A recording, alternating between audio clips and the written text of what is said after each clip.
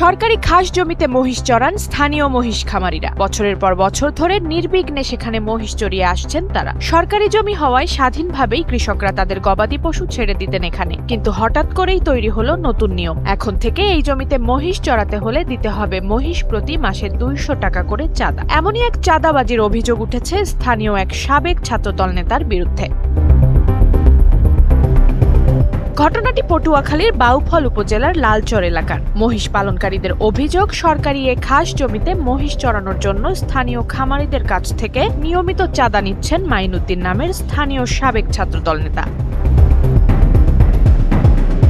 দীর্ঘদিন ধরে চরাঞ্চলে খাস জমির ঘাসের উপর নির্ভর করেই জোটে খামারিদের মহিষের খাবার। এতদিন সেখানে মহিষ চড়াতে কোনো ধরনের চাঁদা দিতে হয়নি। নতুন সোফা সোয়ান ফোম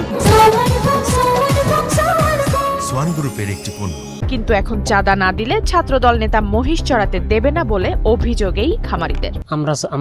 আমরাই মহিষগুলির ঘাস খাওয়াই, কিন্তু কেউ আমাকে 1 টাকা দেওয়া লাগে নেই। এই এক সপ্তাহ মাইক যখন মুসলি ওপার যায়, এবার এই বলতেছে যে আমাকে যারা যখন মহিষ আছে পিঠ থেকে টাকা দিতে হইবে, আনালে মহিষের ঘাস খাইতে দিবে না। যে গোটকে 200 করিয়া টাকা দিতে হইবে। যে কয়টা গোটে এই টাকা আমরা টাকা জনগণের দিয়া নেতাকর্মীর দিয়ে আমরা ঘাস খাওয়াম। যে কটা মহিষ আছে নিজে লিস্ট করছে, নিজেই টাকা লইছে। আর রাতে আমি টাকা দিছি। যেমন আমার 4 মহিষ, আমি 800 টাকা দিছি। টাকা ওই নিজে রাখছে।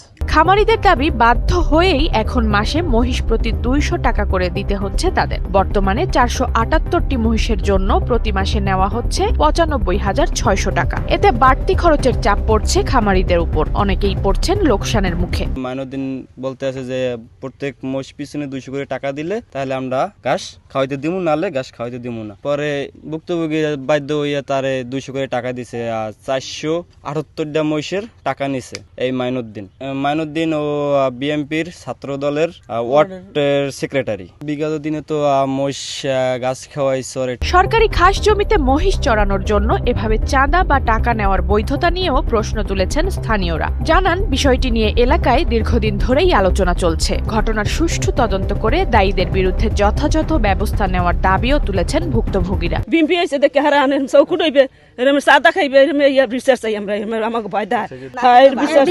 তবে চাঁদা নেওয়ার অভিযোগ পুরোপুরি অস্বীকার করেছেন অভিযুক্ত সাবেক ছাত্রদল নেতা মাইনুদ্দিন। তার দাবি, মহিষগুলো জেলেদের মাছ ধরার চাই ভেঙে ফেলায় ক্ষতিপূরণ বা জরিমানা হিসেবে ওই টাকা নেওয়া হয়েছে। বিষয়টি নিয়ে স্থানীয় গণ্যমান্য ব্যক্তিদের উপস্থিতিতে সালিশও হয়েছে বলে জানান তিনি। সালিশের সিদ্ধান্ত অনুযায়ী টাকাগুলো তার কাছেই জমা রাখা হয়েছে। এমনকি নিজের মহিষের জন্যও তিনি টাকা দিয়েছেন বলে দাবি করেন। তবে মঈনুদ্দিনের এই বক্তব্য মানতে নারাজ মহিষ পালনকারীরা। তারা বলছেন, জেলেদের সঙ্গে কথা বলে তারা নিশ্চিত হয়েছেন মহিষ কোনো মাছ ধরার চাই ভাঙেনি। এমনকি ক্ষতিপূরণ হিসেবে জেলেদের কোনো টাকাও দেওয়া হয়নি। আমরা যে ঘাস খাওয়াইবেন বা আমরা খাওয়ামু, টাকাটা কারে দেবো? বলছে যে আমরা চাই ভাঙছে, চাই জরিমানা দেবো। তা বলছে যে না, চাইলা বলে আমার কথা বলছি, চাইরা বলছে না আমার কোনো টাকা দেওয়া নেই, আর আমার কোন চাইও ভাঙা নেই। এরপরে টাকাটা 300 দিন আগে আমরা হানি বহনে ওই মাইনুদ্দিন ওই দোকানে বইয়া ওই লিস্ট করছে। যে কটা মহিষ আছে নিজে লিস্ট করছে, নিজেই টাকা লইছে। আর রাতে আমি টাকা দিছি। যেমন আমার 4 মহিষ, আমি 800 টাকা দিছি। টাকা ওই নিজে রাখছে।